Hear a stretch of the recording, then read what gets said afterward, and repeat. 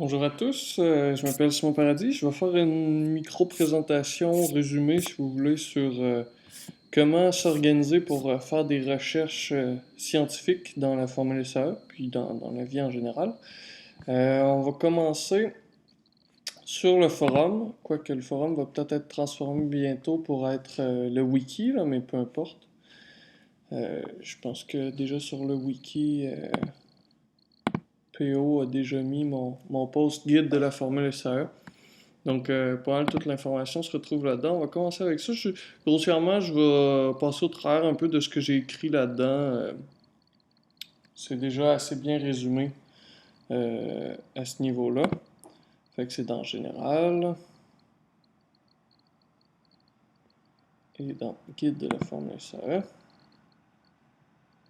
Et puis là, en bas de tout, on a comment faire une recherche.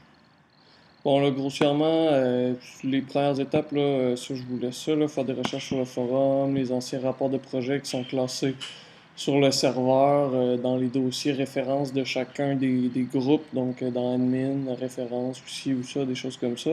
Il y a vraiment beaucoup d'informations qui se retrouvent là-dessus, mais c'est pas de ça que je veux jaser, ça c'est assez trivial.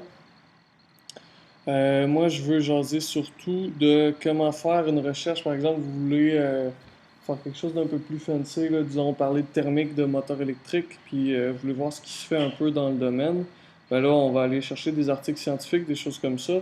C'est là que ça peut devenir assez fancy, puis qu'on peut se perdre là-dedans, parce que le domaine des articles scientifiques, il y en a des milliers sur tous les sujets, puis c'est assez facile de s'y perdre.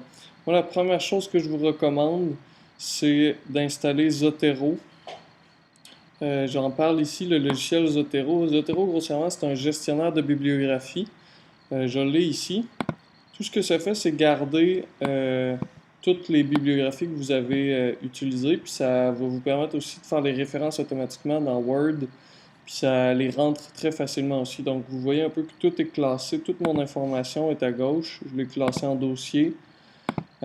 Puis ensuite, dans chacun des dossiers, ben là, j'ai un certain nombre d'articles qui sont soit des livres, des choses comme ça. Puis chacun des livres, ben, j'ai la copie PDF que j'ai accès aussi.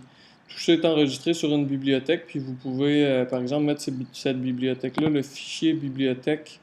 Vous pouvez l'exporter pour faire un backup, mais vous pouvez aussi simplement le placer comme moi j'ai fait. Je l'ai placé sur mon Google Drive. Comme ça, j'ai toujours accès à tous mes articles scientifiques, peu importe sur quel ordinateur ou ailleurs. Il y a une fonction de synchronisation déjà intégrée avec Zotero, mais c'est limité à 300 MB, puis des PDF, 10 MB le PDF, ça monte assez vite là, pour le 300 MB, fait que ça vaut pas la peine. L'autre chose intéressante, c'est que vous pouvez ajouter des notes, comme ici. Ça veut dire j'ai lu l'article, je marque un peu qu'est-ce que ça dit, des choses comme ça. Fait que c'est assez intéressant. On peut ajouter aussi des marqueurs dans le texte, que j'utilise pas ça, là.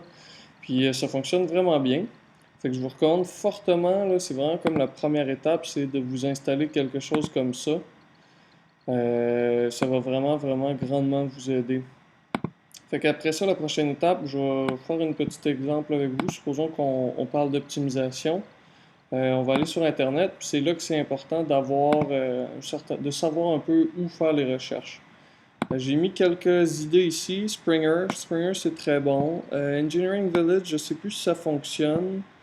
Web of Knowledge, bon, il n'y a plus d'accès gratuit avec l'Université Laval. Dans le temps, c'était assez bon. Science Direct, j'aime bien ça. Il y a aussi Scopus. Je l'ai ici, Scopus. Toutes ces affaires-là, souvent, ça va être des bibliothèques d'articles scientifiques que les universités vont s'inscrire et payer pour avoir une inscription. Donc, ça coûte vraiment cher aux universités. Nous, on est chanceux avec l'Université Laval, on a accès à plusieurs de ces bibliothèques-là. Puis il suffit d'être connecté au réseau de l'Université Laval là, pour y avoir accès. Si vous êtes à l'Université Laval, c'est correct. Sinon, vous vous connectez comme d'habitude là, avec Cisco AnyConnect pour vous connecter au VPN de l'université. Puis il y a quand même un petit tricks à avoir. Ah ben tabarouette, je connais. Ah ben, je pense que je peux plus me connecter à l'université.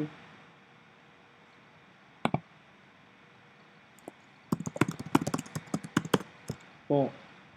rendu trop un ancien, on dirait. Mais je vais continuer quand même, c'est pas très grave. Un autre que j'ai pas nommé ici, que moi j'utilise beaucoup, puis qui requiert justement pas de connexion à l'université, c'est Google Scholar. Puis il est vraiment bon, Google Scholar, c'est impressionnant. Donc, pas plus compliqué que ça, on se lance. Optimisation Blackbox Functions, par exemple. Puis là, bon, vous avez un certain nombre, puis quand à droite c'est écrit PDF, c'est que vous avez accès au PDF de l'article. Ceux-là qui ne l'ont pas, comme ici Springer, ben, si vous êtes à l'Université Laval, Springer, l'Université Laval est inscrite à Springer. Donc, on pourrait par exemple aller là-dessus. Puis ensuite, là, ils vont vous dire, bon, ça coûte 40$, blablabla. Là, vous vous en faites pas avec ça. Ça vous prend le short accès.bibli.laval.ca. C'est une espèce de un petit code Java, là, grossièrement, qui va simplement vous permettre de comme débloquer cet accès-là en utilisant votre connexion. Donc, ça va vous faire votre login via l'Université Laval. Là, en ce moment, je ne pourrais pas le faire parce que je suis pas connecté, malheureusement. Mais je pense que j'ai mis cette ligne de code-là dans ici, là.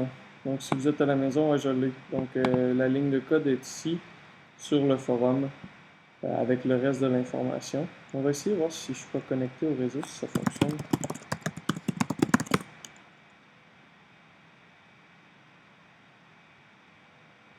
Ah oui, oui, ça fonctionne. Bon, ben voilà, donc j'ai accès, je peux downloader le PDF maintenant. Là, ce qui est bien avec Zotero, une fois que vous allez le télécharger, c'est la version standalone que moi j'utilise, donc celle-là qui n'est pas intégrée à un browser. Quand même, il y a un petit add-on qui va s'installer sur votre browser. Moi, c'est Google Chrome. Donc, Save to Zotero, quand vous êtes sur un article que vous voulez, ben, vous avez simplement à faire Save. Et puis là, en bas à droite, vous voyez, il est déjà en train de sauver l'article avec toute l'information, puis le PDF s'il y a accès. Sinon, vous pouvez télécharger le PDF à la main, puis l'ajouter à votre article. Et puis là, je m'en vais dans Zotero. Donc, Constraint Global, bon, on voit que je l'avais déjà téléchargé finalement, l'article. Fait que c'est pas plus compliqué que ça. Puis c'est ça, donc il a tout ajouté, full text PDF, il est là, donc j'y ai accès. Le PDF, il a déjà été enregistré dans le dossier répertoire de Zotero qui est fait pour ça. Et puis là, je peux même annoter le texte. Puis quand je vais le fermer, ben, je fais juste sauvegarder, yes. Et puis tout va être enregistré grossièrement dans la base de données de Zotero, donc c'est Zotero Storage. Puis je vais avoir accès à mes notes plus tard de n'importe où, là. Donc c'est ça qui est vraiment intéressant. Ça fait assez le tour. Puis ensuite, dernière étape, si je peux simplement vous montrer, quand vous allez avoir installé Zotero sur votre ordinateur, vous avez le choix d'installer le add-on pour Word. Je vous le conseille fortement.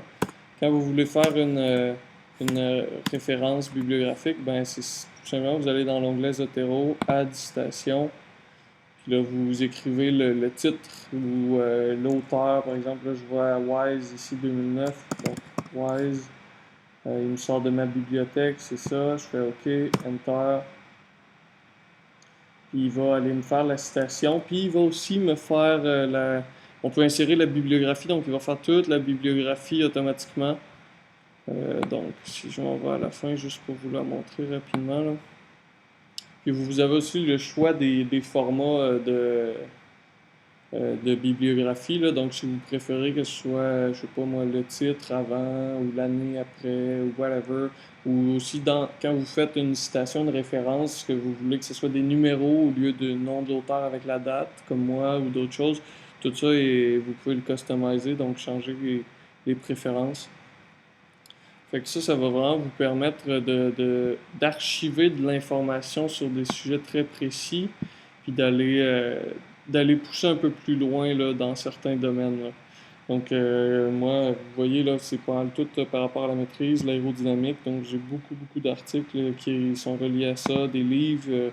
C'est pas juste des articles inutiles, des fois, c'est des livres, des choses vraiment incroyables. Ce dossier-là, par exemple, là, c'est vraiment bon, là, tout ce qu'il y a ici. Donc, ça va vraiment vous permettre de pousser les choses plus loin, puis de bien vous organiser finalement par rapport à ça, ce qui est vraiment nécessaire si vous voulez si vous voulez avancer les choses. Je pense que ça fait le tour pas mal. J'ai pas grand-chose d'autre à dire, là. Donc, comme j'ai dit, la plupart des liens sont ici. C'est résumé très rapidement ici, mais là, avec la vidéo, vous allez pouvoir vous retrouver. Euh, Ensuite, ce que je vous invite aussi peut-être à faire, là, c'est quand vous trouvez vraiment des articles pertinents, des choses incroyables, ajoutez-le peut-être sur le serveur, dans les dossiers références de votre groupe. Si vous trouvez un article, je sais pas moi, comme celui, je pense particulièrement un que Simon Roy avait trouvé, c'était Honda Racing, comment il avait fait le moteur du Kinetic Energy Recovery System de la Formule 1 en 2008 ou 2009. C'était un article qui décrivait vraiment tout le moteur électrique.